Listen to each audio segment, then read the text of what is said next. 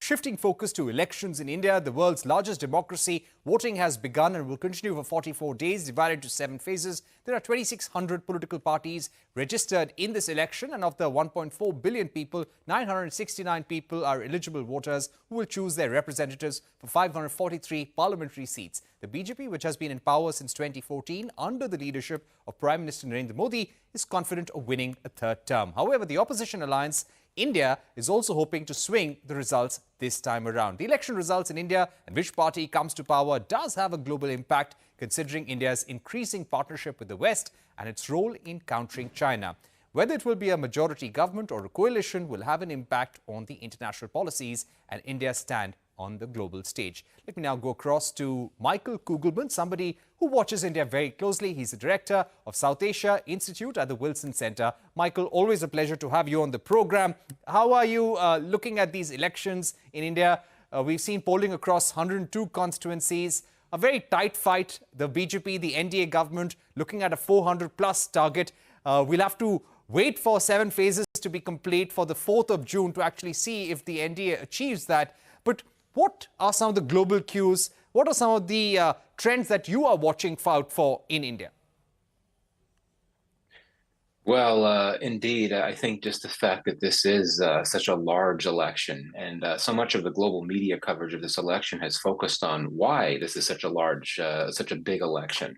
I think that for me and many other analysts, the outcome is there's not that much intrigue about this election. I think that clearly the ruling party is favored to come back, but I think that this election is significant, not as much because the significant levels of uncertainty about what's going to come, but the fact that this is India's election. And we've seen in recent years that India has really made major strides in becoming an increasingly consequential global actor. And it's to the point now where it's essentially the world's most populous country and one of its fastest growing economies. So I think that the significance of this election is tied to the fact that this is India that is going through this election.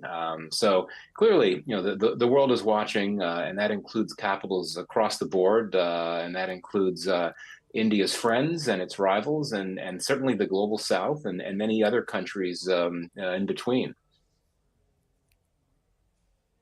Right. Michael, do you get a sense that a lot of the foreign powers are taking it for granted that there will be continuity of politics in India? Oh, yes. I mean, I can't speak for every foreign capital, but I think there is a pretty strong consensus that, there will be what we've seen play out over the last 10 years or will continue to play out over the next 5.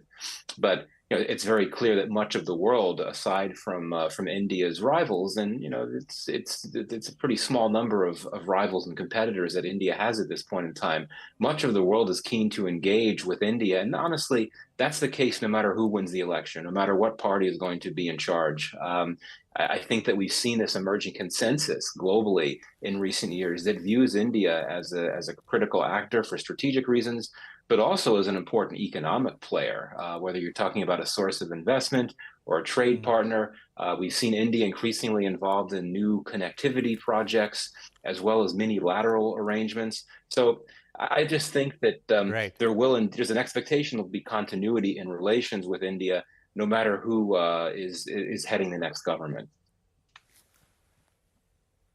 Okay, Michael, I'd also like to ask you about the role of the Indian diaspora in the United States. How active have they been in the run-up to the Lok Sabha elections? What's the mood in the diaspora, according to you? Because you interact with a large number of Indian Americans there. Right, and of course, I wouldn't want to overgeneralize. It's a very large Indian diaspora in the U.S., as you know, and traditionally, it's been one that has been quite enthusiastic about the current prime minister and quite supportive. Things have changed, certainly in more recent years, with younger generations, I think, taking a bit of a different position.